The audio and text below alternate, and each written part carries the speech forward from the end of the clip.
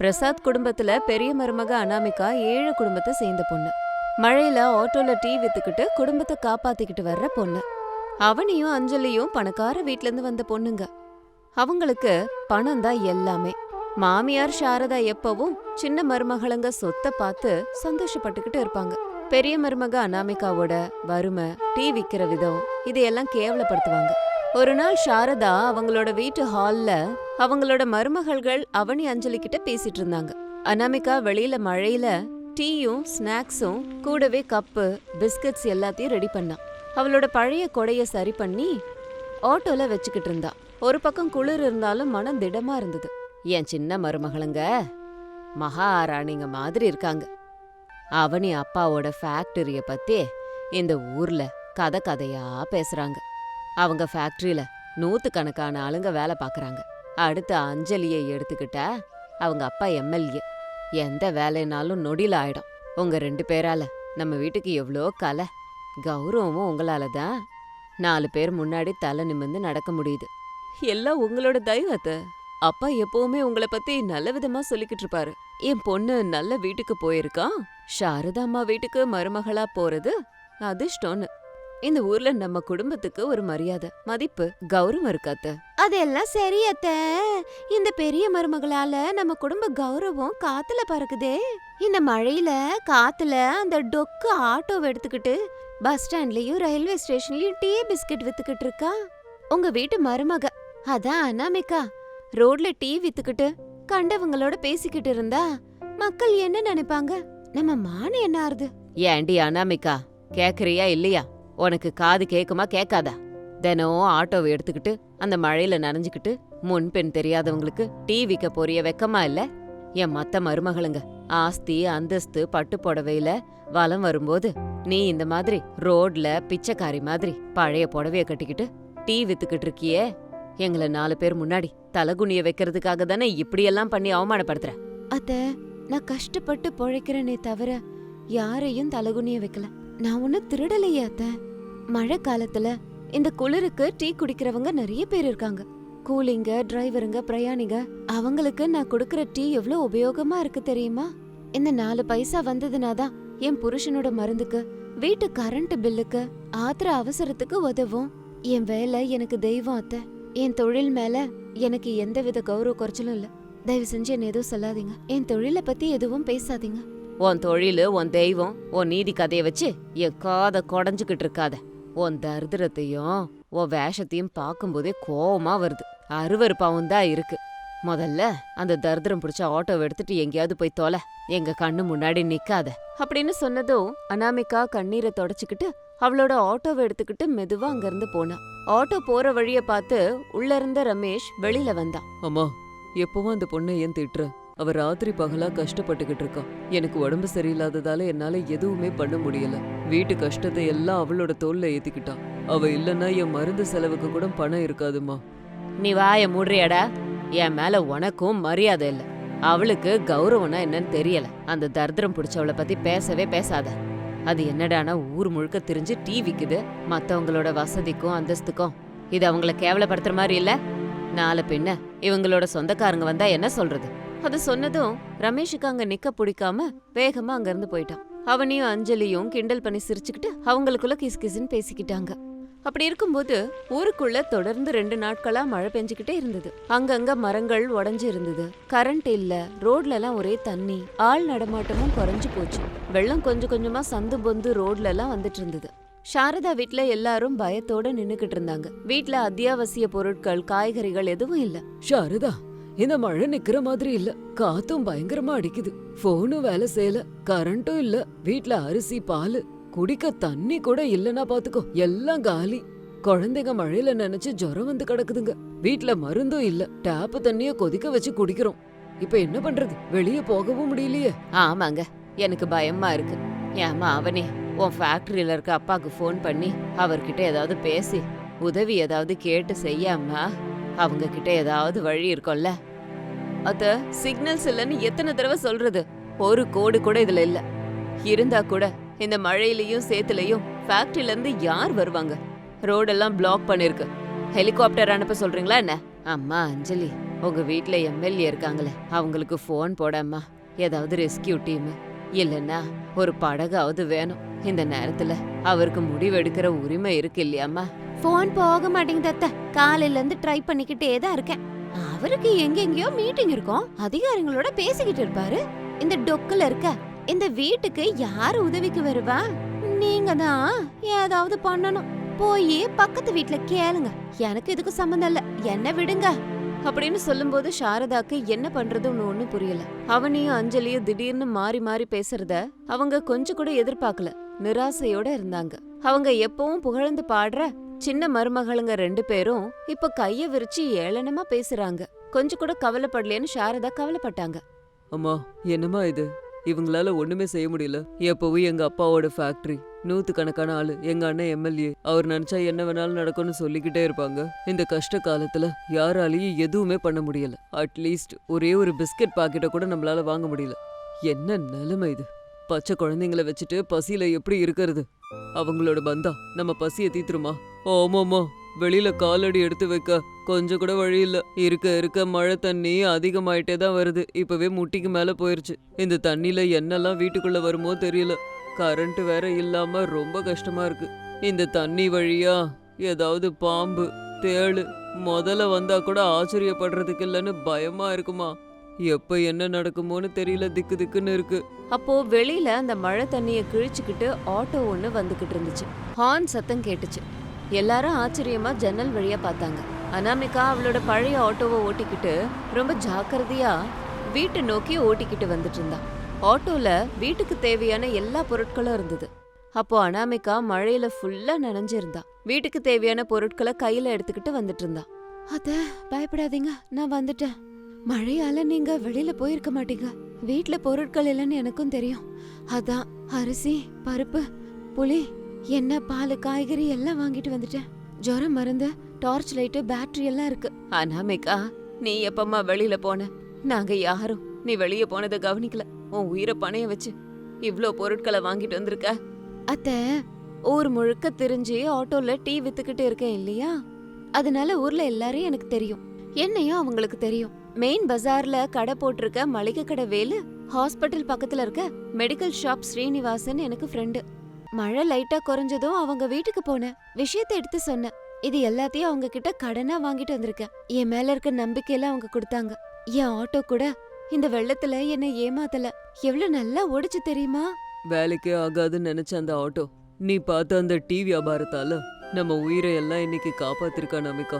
ஆபத்துல இருந்து விடுவிச்சிருக்கு. அதை கேட்டதுக்கு அப்புறம் அவனே அஞ்சலி தலகுனிஞ்சு நின்னாங்க. அவங்க முகத்துல ஒரு குற்ற உணர்ச்சி தெரிஞ்சது.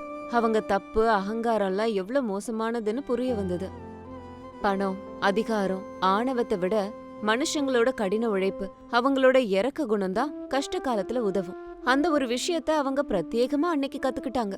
என்ன மன்னிச்சிருமா அனாமிகா, அந்த அகங்காரமும் ஆணவமும் என் கண்ணை மறைச்சிருச்சுடிமா.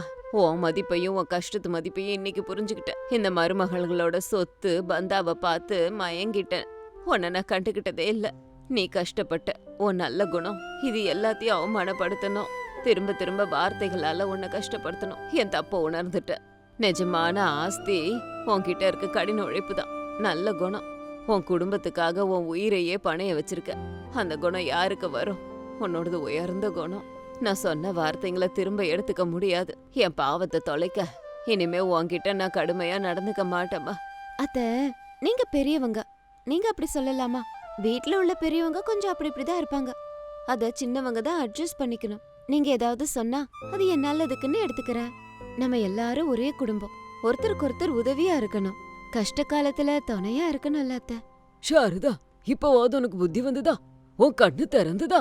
மனுஷங்களோட மதிப்புங்கிறது அவங்க பேங்க் பேலன்ஸ வச்சு வரக்கூடிய விஷயம் கிடையாது. அவங்க கடின உழைப்பு, அவங்க குணம், ஆபத்துல அவங்க என்ன பண்றாங்க அப்படிங்கறத பொறுத்துதான் இருக்கு. நம்ம அதிர்ஷ்டம் நமக்கு அனாமிகா இருக்கா. போன ஜென்மத்துல புண்ணியம் பண்ணிருக்கோம். அக்கா, எங்களை மன்னிச்சிருக்கா. உன்னையும் உன் வேலையையும் நாங்க குறைச்சு பேசிட்டோம். எவ்வளோ நாள் அவமானப்படுத்திருக்கோம். எங்க அப்பாவோட சொத்து பத்து, அந்த ஆணவம், அதனாலதான் இப்படி நடந்துகிட்ட.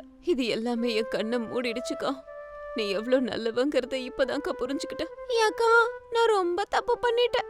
என்னையும் நீ மன்னிச்சிருக்கா. வசதியை வச்சு உலகத்தை ஜெயிச்சிடலாம் நினைச்சேன். ஆனா ஆபத்து காலத்துல யாரும் வரல. பக்கத்துல இருக்கவங்க தான் காப்பாத்துவாங்கன்னு நீ நிரூபிச்சுட்ட. உன் வியாபாரம் ஆட்டோவால நீ சம்பாரிச்ச மனுஷங்க தான் இன்னைக்கு காப்பாத்திருக்கு. எங்க எல்லாரையும் மன்னிச்சிருக்கா. அவனி, அஞ்சலி, நீங்க 2 பேரும் என் தங்கச்சிங்க மாதிரி. குடும்ப உறுப்பினர்களுக்கு நடுவுல என்ன மன்னிப்பு? நடந்தது எல்லாம் மறந்துருவோம். இனிமே புது வாழ்க்கைய நம்ம எல்லாரும் ஆரம்பிப்போம். ஒத்துமையா இருக்கலாம். எந்த கஷ்டம் வந்தாலும் ஆபத்து வந்தாலும் ஒருத்தருக்கு ஒருத்தர் துணையா இருக்கணும் அப்படின்னு சொல்லிட்டு இருக்கும்போது மழை முழுசா குறைஞ்சுது. வெயில் வந்தது. ஊர் பழைய நிலைமைக்கு மாறுச்சு. ஊருக்குள்ள வந்த சேத்து தண்ணில இருக்க குப்பைய அனாமிகா பெருக்கிட்டு ஆட்டோவை தொடச்சான். இது எல்லாத்தையும் காலையிலே எழுந்து பண்ணிட்டு இருந்தா. அவனையும் அஞ்சலியும் இது எல்லாத்தையும் பாத்துக்கிட்டு அனாமிகாக்கு உதவி பண்ணாங்க. அம்மா அனாமிகா, அந்த பாத்திரம் கழுவுறத நிறுத்து. காலையில இருந்து கொஞ்சம் கூட ரெஸ்ட் எடுக்காம தொடர்ந்து வேலை செஞ்சுட்டு இருக்க. சூடா காஃபிய குடிச்சிட்டு கொஞ்சம் ரெஸ்ட் எடுமா. உன் ஆரோக்கியத்துக்கு அது ரொம்ப தேவை. இதோ வந்துட்டே இருக்கு அத்தை. இந்த ஒரு கப் காஃபி எனக்கு போதும் அத்தை. ஃப்ளாஸ்க கழுவி கிளாஸஸ் எல்லாம் வச்சுட்டா முடிஞ்சது. எனக்காக நீங்களே இதை கொண்டு வரணுமா என்ன சொல்லுங்க? அத்தை, இன்னையில இருந்து அக்கா மட்டும் கஷ்டப்படணும்னு அவசியம் இல்ல. நான் கூட அனாமிகா அக்காக்கு துணையா போக போறேன். ஹோல்சேல் மார்க்கெட்டுக்கு போய் டீ பவுடர், கிளாஸ் தேவையான பொருள் வாங்குறதுல என்னோட உதவி இருக்கும். அக்காக்கு எந்த சிரமமும் இல்லாம நான் பாத்துக்கிறேன். ஆமா அத்தை, நான் கூட வெட்டியாதான் இருக்கேன். தினமும் காலையில எந்திரிச்சு அக்காக்கு டீ டிகாஷன், ஃப்ளாஸ்க், கிளாஸ் எடுத்து வைக்கிறது, கப்பெல்லாம் சுத்தமா தொடச்சு வைக்கிற வேலைய நான் பாக்குறேன். இந்த பெரிய மருமக டிவி வியாபாரத்துக்கு நாங்க எடுபடிகளா வேலை செய்யறோம். ரொம்ப நல்லதுமா. என் மனசு நிறைவா இருக்கு. ஒரு காலத்துல உங்க சொத்து பத்த பார்த்து சந்தோஷப்பட்டேன். ஆனா இன்னைக்கு உங்க ஒத்துமைய பார்த்து மனசார சந்தோஷப்படுறேன். நீங்க எல்லாரும் இப்படியே இருக்கணும். கடைசி வரைக்கும் ஒத்துமையா இருக்கணும். நீங்க 3 பேரும் எனக்கு 3 கண்ணுங்க. இந்த குடும்பத்துக்கு முக்கியமான 3 தூண்கள் அப்படின்னு சொன்னாங்க. 3 ஆண்களும் வீட்ல இருந்து வெளியே வேலைக்கு போனாங்க. வீட்ல இருக்க பெண்கள் எல்லாரும் சேர்ந்து வீட்ல இருக்க வேலைகளையும் அவங்களோட வேலையையும் செஞ்சாங்க. மொத்த குடும்பமும் வெளியில உட்கார்ந்துகிட்டு சந்தோஷமா பேசிக்கிட்டு இருந்தாங்க. அந்த மழை அந்த குடும்பத்துக்கு ஒரு பாடத்தை சொல்லி கொடுத்தது. அது ஒரு குணப்பாடம். ஆபத்து சமயத்துல, கஷ்ட காலத்துல பணம், திமிரு, பந்தாவெல்லாம் விட ஒருத்தருக்கு ஒருத்தர் உதவி செய்யறது, அன்பை பரிமாறுறது, கடின உழைப்ப மேற்கொள்றது, இதுதான் முக்கியம்னு அவங்க புரிஞ்சுக்கிட்டாங்க. அனாமிகாவோட விடாமுயற்சி, அவளோட இரக்கமான குணம் எல்லாரையும் கவர்ந்தது. பிரிய இருந்த குடும்பத்தை அவதான் சேர்த்திருக்கா. அவனி, அஞ்சலி கூட ஒன்னு சேர்ந்து அனாமிகா மாதிரியே ஒத்துமையா வாழறது எப்படின்னு கத்துக்கிட்டாங்க. நிஜமான பந்தா கடுமையான உழைப்புல இருக்கு.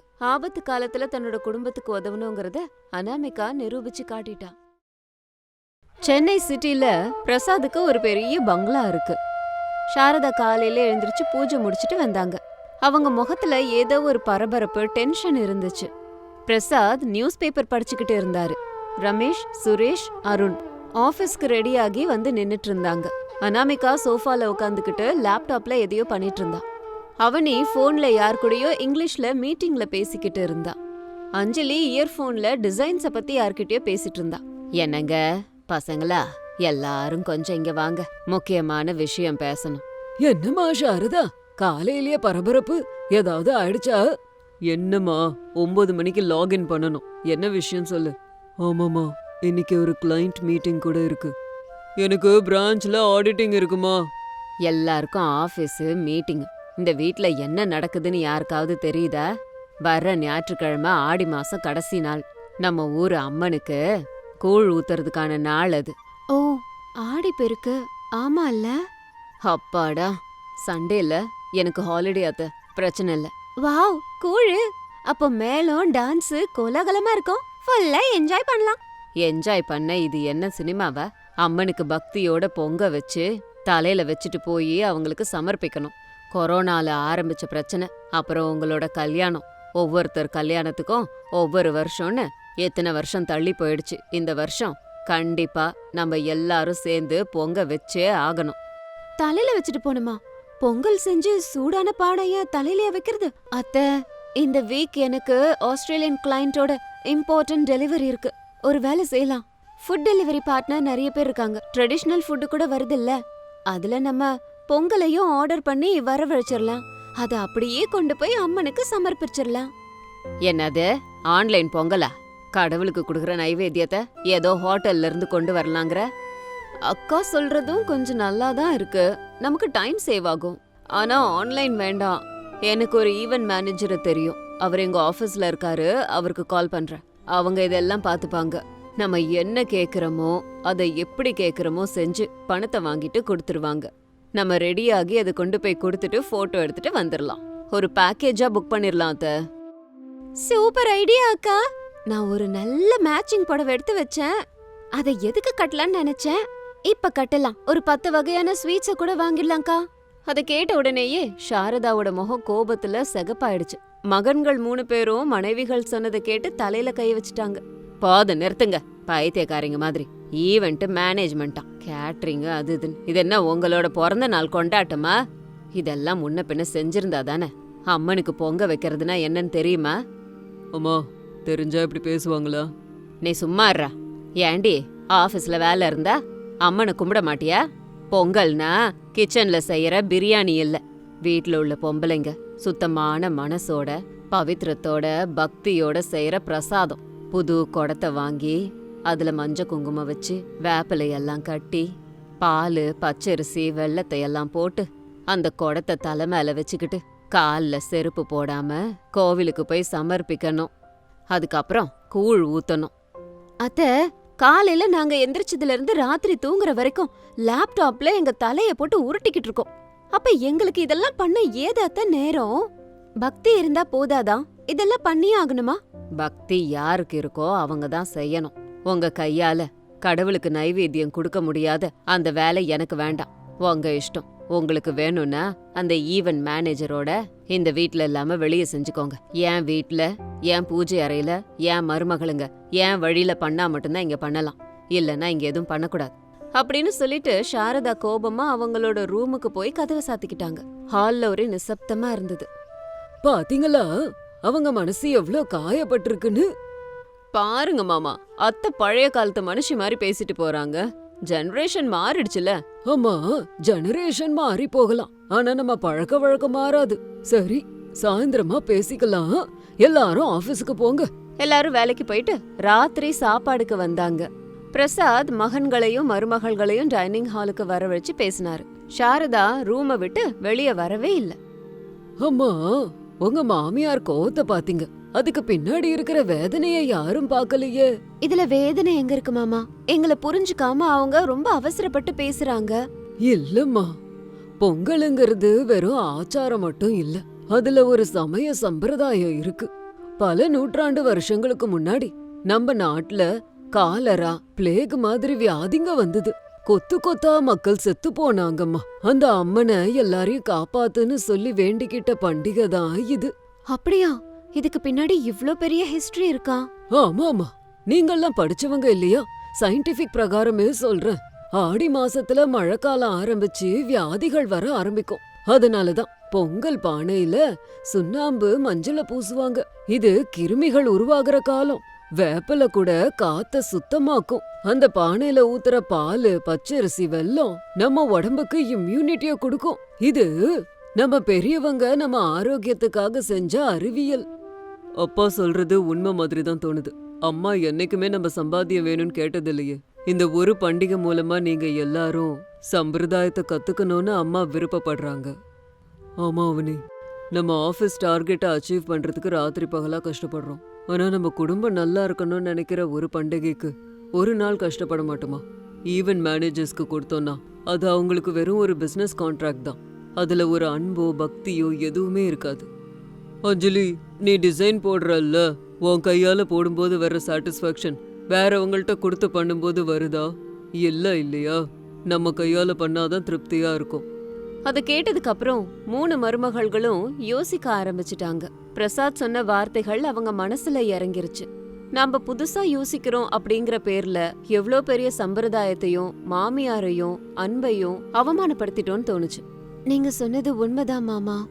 டைம் இல்லைன்னு ஷார்ட்கட்ஸை தேடி போனோம். ஆனா பண்டிகைக்கு பின்னாடி இருக்க அசல் அர்த்தத்தை நாங்க மறந்துட்டோம். சாரி சுரேஷ், நாங்க தான் தப்பு. நாளைக்கு ஆபீஸ்க்கு லீவ் போட்டுறேன். பொங்கல் எப்படி வைக்கிறதுன்னு அத்தை கிட்ட கத்துக்கிறேன். நான் கூட மாமா பொங்கலை எப்படி செய்யறதுன்னு கத்துக்கிறோம். என் மருமகளுங்கன்னா மருமகளுங்க தான், போய் அத்தை கிட்ட கத்துக்கோங்க. அவ மனசு ஒரு வெண்ண, உடனே உருகிருவா. அப்படி இருக்கும்போது மறுநாள் காலையில சாரதா கிச்சன்ல உதாசீனமா வேலை பார்த்துட்டு இருந்தாங்க. அனாமிகா, அவனி, அஞ்சலி 3 பேரும் தலை குளிச்சுட்டு கிச்சனுக்கு வந்தாங்க. சாரதா அவங்கள பார்த்து ஆச்சரியப்பட்டுட்டாங்க. அத்தை, எங்களை மன்னிச்சிருங்க அத்தை. ஒரு அகங்காரத்துல நாங்க ஏதேதோ பேசிட்டோம். ஆமா அத்தை, பொங்கலோட மகிமை இப்பதான் எங்களுக்கு புரிஞ்சுது. ஆன்லைன் ஆர்டரும் வேண்டாம், ஈவென்ட் மேனேஜரும் வேண்டாம். நாங்க எல்லாரும் உங்கள்கிட்ட கத்துக்கிட்டு பொங்கல் வைக்கிறோம். ப்ளீஸ் அத்தை, எப்படி செய்யறதுன்னு சொல்லி கொடுங்க. உங்க தலைமையில தான் பொங்கல் நடக்கணும். அதை கேட்ட உடனேயே சாரதா கண்கள்ல ஆனந்த கண்ணீர். 3 பேரையும் கட்டி பிடிச்சுக்கிட்டாங்க. எனக்கு எந்த கோவமும் இல்லம்மா, வாங்க முதல்ல நம்ம போய் புது குடத்தை வாங்கிட்டு வருவோம் அப்படின்னு சொன்னதும் 4 பேரும் வெளியில போனாங்க. அங்க ஏற்கனவே வாங்கி வச்சிருந்த 3 பானைகள் இருந்தது. அனாமிகா, முதல்ல பானையெல்லாம் சுத்தமா கழுவுமா. அப்போ 3 பேரும் உற்சாகமா பானைகளை கழுவ ஆரம்பிச்சாங்க. அத்த, மண் பானை வாசனை ரொம்ப நல்லா இருக்கு. இதுதாம்மா மண்ணுக்கு இருக்கிற மகத்துவம். இங்க பாருங்க, பானையில பாதி வரைக்கும் சுண்ணாம்பு தடவணும், அதுக்கு மேல மஞ்சளை தடவணும், சுத்தி சிகப்பு குங்குமத்தை வைக்கணும். நான் உங்களுக்கு ஒன்னு செஞ்சு காமிக்கிறேன், அப்புறம் நீங்க பண்ணுங்க. ஓ, இவ்ளோதானா? இனிமே நான் பண்றேன் அப்படின்னு அனாமிகா கொஞ்ச நேரத்திலேயே அத்தை சொல்லி கொடுத்தத அழகா பண்ணிட்டான். சுண்ணாம்பு மஞ்சளை பூசி சுத்தி குங்குமத்தையும் வச்சான். அடடே அனாமிகா, இவ்ளோ வேகமா கத்துக்கிட்டு அழகா பண்ணிட்டிய, ரொம்ப நல்லா இருக்குமா. தேங்க்ஸ் அத்தை. அவனி, அஞ்சலி, இப்போ உங்க டர்ன், நீங்களும் பண்ணுங்க. அவனி, பானை அப்படி புடிச்சு சுண்ணாம்பு மஞ்சளை தேயி, அதுக்கப்புறம் குங்குமத்தை சுத்தி சுத்தி இப்படி வைக்கணும் அப்படின்னு அனாமிகா மத்த 2 பேருக்கும் இதை எப்படி பண்றது என்னன்னு சொல்லி கொடுத்தா. அவங்களும் அனாமிகா உதவியால பானைய டெக்கரேட் பண்ணி வச்சுட்டாங்க. பானைய சுத்தி இப்ப வேப்பிலைய கட்டுங்க. அம்மனுக்கு ரொம்ப பிடிச்ச இலை வேப்பிலை, ஆரோக்கியத்துக்கும் ரொம்ப நல்லது. அஞ்சலி வேப்ப இலைய கட்டுறதுல கொஞ்சம் சிரமப்பட்டான். அனாமிகா உடனே போய் அவளுக்கு அதை கட்ட உதவி பண்ணான். அனாமிகாவோட சுறுசுறுப்பு, மத்தவங்களுக்கு உதவி செய்யற குணம், இது எல்லாத்தையும் பார்த்து சாரதா சந்தோஷப்பட்டாங்க. இப்போ அடுப்பை ஏத்திட்டு குடத்துல பால், தண்ணி, பச்சரிசி, பச்சை பயிறு போடுங்க. அதெல்லாம் நல்லா வெந்ததுக்கு அப்புறமா வெல்லத்தை போடணும், ஏலக்காவை போடணும். புரிஞ்சிருச்சு அத்தை, நீங்க சொன்ன மாதிரி ஸ்டெப் பை ஸ்டெப் நாங்க பண்றோம். அவனி, அஞ்சலி, என்னை பார்த்து அப்படியே நீங்களும் ஸ்டார்ட் பண்ணுங்க. ஏதாவது டவுட்ஸ் இருந்தா என்ன கேளுங்க, சொல்றேன் அப்படின்னு சொல்லிட்டு அனாமிகா அவளோட பானைய அடுப்புல கொண்டு போய் வச்சான். அதுக்கப்புறம் அவனியும் அஞ்சலியும் கூட அவங்க பானைய கொண்டு போய் வச்சாங்க. வாவ் அக்கா, ஆபீஸ்ல இப்படிதான் ப்ராஜெக்ட்ஸை ஈஸியா ஹேண்டில் பண்ணுவ போல. எங்களையே இவ்ளோ ஈஸியா ஹேண்டில் பண்றியே, உங்க கைடன்ஸ் சூப்பர்க்கா. அத்தை சொல்லி கொடுத்ததால என்னால உங்களுக்கு சொல்லி கொடுக்க முடியுது. அத்தை பெஸ்ட் மேனேஜர். அப்போ மருமகள்கள் ஒருத்தருக்கு ஒருத்தர் சிரிச்சு பேசிக்கிட்டு ஒத்துமையா இருக்கிறத பார்த்து சாரதா ரொம்ப சந்தோஷப்பட்டாங்க. அப்படி இருக்கும்போது ஞாயிற்றுக்கிழமை வந்தது. பொங்க வைக்க ரெடியானாங்க. வீட்ல வேப்பிலை தோரணங்கள், பூ அலங்காரத்தால அழகா இருந்தது. வெளியில மேளத்தால சத்தம் கேட்டுச்சு.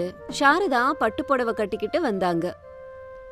அனாமிகா, அவனி, அஞ்சலி 3 பேரும் பக்கா தமிழ் பொண்ணுங்க மாதிரி பட்டுப்புடவை, நகை, பூவு, நகையெல்லாம் போட்டுக்கிட்டு வந்தாங்க. திருஷ்டி பட்டுட போகுது. என் மருமகளுங்க 3 பேரும் மகாலட்சுமிங்க மாதிரி இருக்காங்க. வாங்கம்மா, முகூர்த்தம் தப்பிட போகுது, பொங்கலை போய் வச்சிருவோம். அப்போ பூஜை அறையில 3 பொங்கல் பானையும் அழகா ரெடியா இருந்தது. அதுக்கு மேல விளக்கு ஏத்துனாங்க. பொங்கலை வைக்கிறது ஒரு வித்தன்னா, அத தலையில வச்சு பேலன்ஸ் பண்றது இன்னொன்னு. பயப்படக்கூடாது, காலை அடி மேல அடி வைக்கணும், ஒரு கையால குடத்தை பிடிக்கணும், இன்னொரு கைய இடுப்புல வச்சுக்கோங்க. அப்படியே மெல்ல மெல்ல நடந்து